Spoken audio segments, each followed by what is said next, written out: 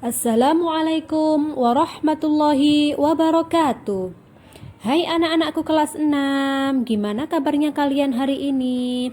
Semoga kalian senantiasa dilindungi oleh Allah Subhanahu wa taala serta dimudahkan urusan dunia maupun urusan akhirat kalian. Anak-anakku, di pertemuan kita kali ini, kita akan belajar tentang biografi Sunan Ampel. Ya, selain mendengarkan video yang Bu Munzida buat ini, kalian nanti juga harus membaca kitab yang sudah dibagikan kemarin. Anak-anak didengarkan ya, harus diteliti.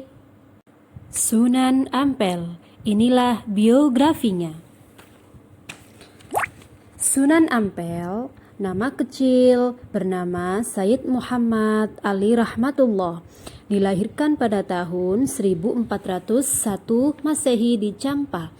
Menurut Hamka, berada di wilayah Aceh. Nama lain Sunan Ampel adalah Raden Rahmat. Sebutan Sunan Ampel merupakan gelar kewaliannya, dan nama Ampel atau Ampel Denta itu dinisbatkan kepada tempat tinggalnya, sebuah tempat di Surabaya. Sunan Ampel wafat pada tahun 1478 dan dimakamkan di sebelah Masjid Ampel. Nasab Sunan Ampel sendiri adalah merupakan keturunan Nabi Muhammad yang dinasabkan kepada Sayyid Al-Husain bin Sayyidah Fatimah. Perjuangan dakwah Sunan Ampel. Raden Rahmat menetap di Ampel Denta yakni Surabaya.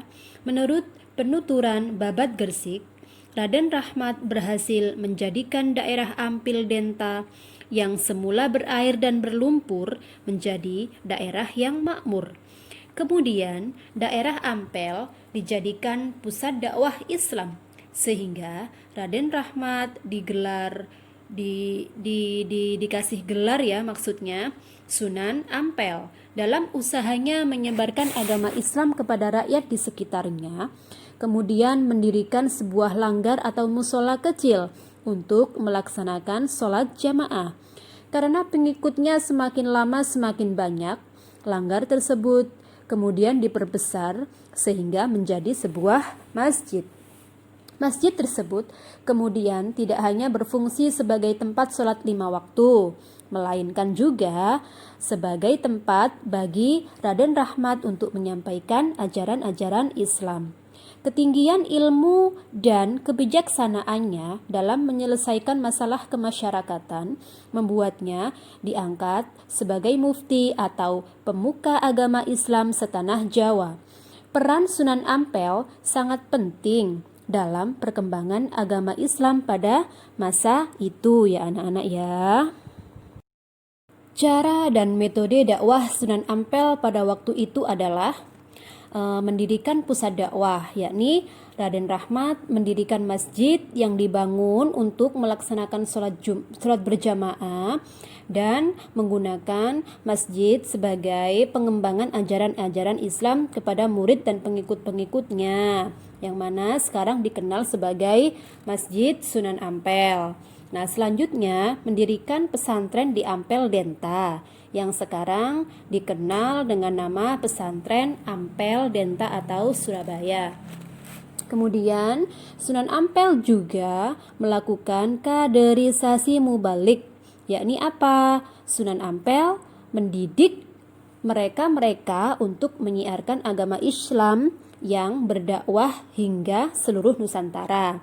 Di antara murid-muridnya seperti Sunan Giri, Raden Patah, Raden Makhdum Ibrahim, Sunan Bonang, Sunan Derajat, dan Maulana Ishaq. Ya anak-anak ya, Maulana Ishaq ya, seperti itu. Oke, dan yang selanjutnya yakni mengembangkan amar ma'ruf nahi mungkar. Seperti Sunan Ampel mengajarkan falsafah moh limo atau tidak mau melakukan 5 hal yang tercela, yaitu moh main. Apa itu moh main? Moh main itu dalam bahasa Jawa ya, yakni tidak mau berjudi. Karena orang dulu itu karena pengetahuannya minim, mereka melakukan hal-hal tercela.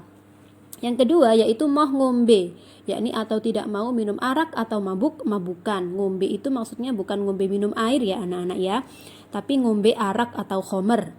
Selanjutnya yaitu moh maling atau tidak mau mencuri. Selanjutnya moh madat, yakni tidak mau mengisap candu atau ganja. Yang selanjutnya moh madon, yakni tidak mau berzina.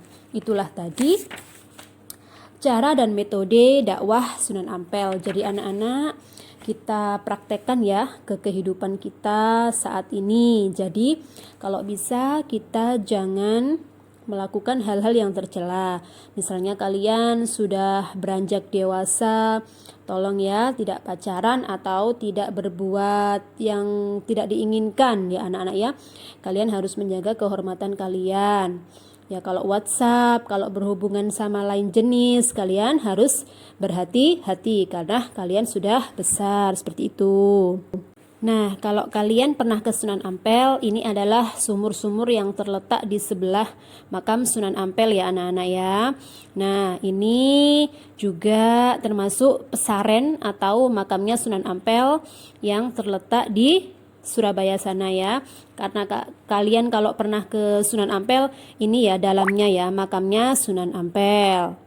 Perlu Bu Munzidah ingatkan lagi bahwasanya kalau kita ke makam-makam wali ya, khususnya pelajaran kita ini adalah makam Sunan Ampel ya, itu kita niatkan tidak boleh meminta kepada kuburan tersebut.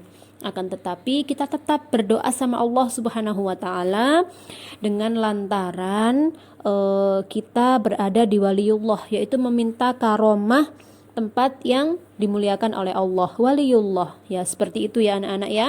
Jadi kalian jangan sesekali meminta kepada kuburan atau makam, akan tetapi memintanya tetap diniatkan kepada Allah Subhanahu wa taala. Untuk tawasulnya boleh kalian mengirimkan tawasul atau Fatihah kepada Sunan Ampel, itu lebih baik. Karena apa? Beliau termasuk penyebar agama Islam dan termasuk waliullah, orang yang dijaga oleh Allah juga ya anak-anak ya, dengan berbagai karomah yang diturunkan oleh Allah kepada Sunan Ampel. Seperti itu ya anak-anak ya, diperhatikan ya. Anak-anak, adapun nilai-nilai keteladanan yang bisa kita ambil dari dakwah Sunan Ampel yaitu beliau tidak sama sekali memaksakan paham Islam ya kepada orang-orang yang awal memahami atau memeluk Islam seperti itu ya. Kemudian selanjutnya menggunakan bahasa dakwah yang mudah difahami. Bahasa dakwah dikemas oleh Sunan Ampel dengan menggunakan bahasa lokal yakni bahasa Jawa seperti itu. Selanjutnya memberikan manfaat kepada masyarakat, dan yang selanjutnya yaitu turut melakukan kegiatan-kegiatan masyarakat. Meskipun beliau adalah seorang wali, akan tetapi beliau mengikuti semua kegiatan yang dilakukan masyarakat setempat pada waktu itu. Nah anak-anak, itulah tadi biografi tentang Sunan Ampel. Nanti untuk lebih lanjutnya kalian bisa membaca ya anak-anak ya, didalami, dipahami. Kemudian kalau kalian ingin mengetahui tentang banyak, kalian juga bisa menambah referensi buku-buku lain ya, seperti itu. Nah, di buku kalian juga sudah ada, mungkin yang dibacakan Bu Munzidah hanya poin-poinnya saja. Nah, anak-anak, itulah tadi penjelasan tentang Sunan Ampel ya. Kemudian ini ada pengingat yang harus kalian isi. Ada 5 soal, nanti kalian isi ya anak-anak ya. Jangan lupa menyebutkan nama, nomor absen, dan kelas apa, ICP atau unggulan 1 atau unggulan 2, seperti itu. Anak-anak bisa mengetik saja, tidak usah menulis ya, karena biar tidak habis di kuota. Jadi kayak WA gitu aja jawabannya. Nanti Bu Munzidah sudah paham insya Allah, dan nanti akan langsung saya masukkan nilai ya anak-anak ya. Diharapkan semua mengerjakan ya. Nah, diketik dan dikirim gitu aja lewat Japri seperti yang diterakan Bu Munzida di layar itu ya. Dijawab ya anak ya, yang teliti, jangan tergesa-gesa. Oke anak-anakku, demikianlah pelajaran kita hari ini. Semoga kita semua mendapatkan manfaat dan kita tetap jaga protokol kesehatan, dan juga jangan lupa kita berdoa, sholat duhanya dilaksanakan ya. Deres Al-Qur'annya juga dilaksanakan seperti itu meskipun kalian di rumah, apalagi di musim pandemi seperti ini. Kalian harus ibadahnya juga harus tambah disiplin, tambah khusyuk dan lain sebagainya ya. Akhir kata, assalamualaikum.